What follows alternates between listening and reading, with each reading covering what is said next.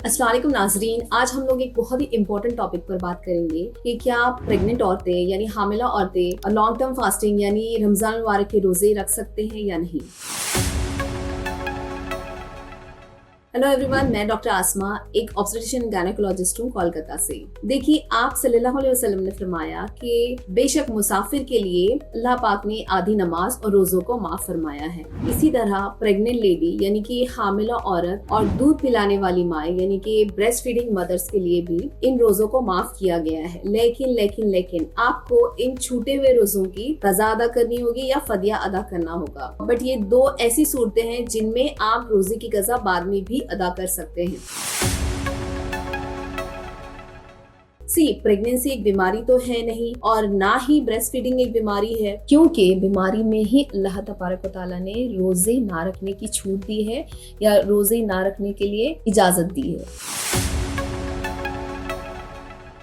Long term fasting यानी कि कभी भी रोजा रखने से पहले चंद एक अहम बातें हैं जो कि हर एक प्रेग्नेंट लेडी को, हामिला औरत को जानना जरूरी है। वो क्या है? नंबर 1, सबसे पहले तो आप किस मंथ की प्रेगनेंसी से बिलोंग करते हो, यानी कि आपकी प्रेगनेंसी या तो शुरुआत के 3 मंथ्स है, फर्स्ट ट्राइमेस्टर है, या फिर आपकी सेकेंड ट्राइमेस्टर प्रेगनेंसी है यानी कि 3 महीने से 7वें महीने की प्रेगनेंसी, या फिर आपकी लास्ट ट्राइमेस्टर की प्रेगनेंसी है, थर्ड ट्राइमेस्टर यानी कि 7वें महीने से लास्ट 9वें महीने तक की। इसके अलावा क्या आपको इस प्रेगनेंसी में कोई कॉम्प्लिकेशंस तो नहीं है, जैसे कि डायबिटीज, ब्लड प्रेशर, खून की कमी यानी कि anaemia, thyroid disorder, nausea vomiting यानी उल्टी मतली। इसके अलावा थर्ड बहुत ही इम्पोर्टेंट चीज कि आपके डॉक्टर का डिसीजन ही फाइनल डिसीजन होगा, बिकॉज वही आपको बेहतर जानते हैं आपकी और आपके होने वाले बच्चे की कंडीशन को। इसीलिए अपने डॉक्टर की राय लेकर, एडवाइस लेकर ही आप ये डिसाइड करेंगे कि आप रोजा रखेंगे या नहीं।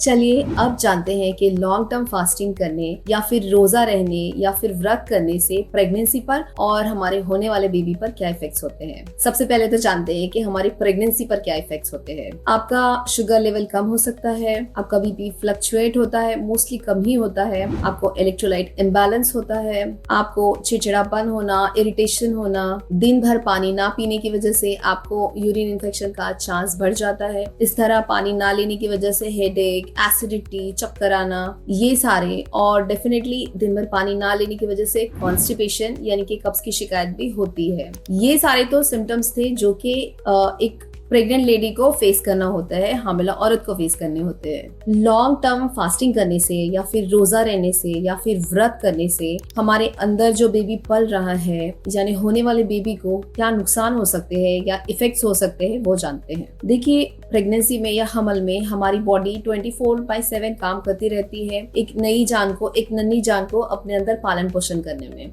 हमारे बेबी की brain and body development depend करते हैं 3 चीजों पर। नंबर 1, माँ के शरीर में कंटिन्यूअस मिलने वाले ग्लूकोज, सेकेंड न्यूट्रिएंट्स, और थर्ड वाटर सप्लाई पर। जब भी प्रेग्नेंट लेडी फास्टिंग करती है उसका बीपी ड्रॉप हो सकता है, डिहाइड्रेशन होगा, डिजीनेस होगा, हेडेक होगा, यहाँ तक के यूट्राइन कॉन्ट्रैक्शंस भी महसूस हो सकते हैं। इस तरह लॉन्ग टर्म फास्टिंग से हमारे शरीर से कीटोन्स रिलीज होते हैं।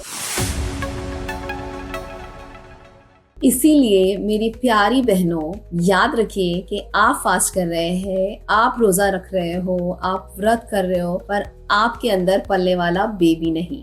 इसीलिए आपको अपने अंदर हाइड्रेशन को खूब अच्छे से मेंटेन रखना होगा, एक रूटीन सेट करना होगा जो कि इफ्तार से सहरी तक आपको फॉलो करना होगा। जैसे कि खूब सारा पानी लीजिए, ऑलमोस्ट 10 से 12 ग्लासेस ऑफ वाटर आपको इफ्तार से सहरी तक पीना होगा। सेकेंड, आप ना सिर्फ पानी लीजिए बल्कि आप एनी काइंड ऑफ फ्लूइड ले सकते हैं, जैसे कि शरबत ले सकते हैं, जूसेस ले सकते हैं, ठंडा दूध लीजिए, इससे एसिडिटी का मसला भी नहीं होगा।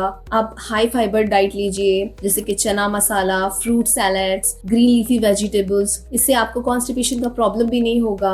आप डेट्स लीजिए, खजूर, योगर्ट, दही लीजिए, अंजीर, फिग लीजिए। ये आपकी बॉडी में क्विकली ग्लूकोज को रिलीज करते हैं और एनर्जी एनर्जी प्रोवाइड करते हैं। एक ही वक्त में खूब सारा पकवान ना खाएं, बल्कि आहिस्ते आहिस्ते हर एक आइटम का लुत्फ उठाएं और प्लीज अपने सप्लीमेंट्स कंटिन्यू रखिए, जैसे कि आयरन, कैल्शियम, फॉलिक एसिड। ये सारा डिस्कशन तो था उन औरतों के लिए जिन्हें ना तो शुगर, डायबिटीज है, ना ही ब्लड प्रेशर है, ना ही थायराइड की शिकायत है, और ना ही बेबी का कोई कॉम्प्लिकेशन है, जैसे कि ग्रोथ रिटार्डेशन है, या बेबी के अतराफ में पानी की कमी है, या फिर कोई कॉम्प्लिकेशन है। तभी जाके आप नॉर्मल फास्टिंग कर सकते हैं, रोजे कर सकते, वरना नहीं कर सकते। आपको क्या चीजें नहीं लेनी है, अवॉइड करनी है ड्यूरिंग फास्टिंग और रमजान रोजा, और अवॉइड टेट्रा पैक फूड्स और tetra pack soft drinks, cold drinks. अपने आप को ओवर एक्सर्ट ना करें, मैक्सिमम रेस्ट करिए, पीक आवर में बाहर मार्केट में शॉपिंग के लिए ना निकलिए, और इफ्तार में ढेर सारा जूसेस, योगर्ट, फ्रूट स्मूदीज, चना मसाला और कबाबी ले सकते हैं as a protein source, but fried pakora ना लीजिए। इनसे आपकी वॉमिटिंग टेंडेंसी और ज्यादा बढ़ सकती है, एसिडिटी बढ़ सकती है।